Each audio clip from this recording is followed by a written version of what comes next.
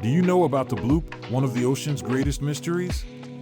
In 1997, scientists detected a loud, low-frequency sound in the deep Pacific Ocean that was so powerful it could be heard over 3,000 miles away.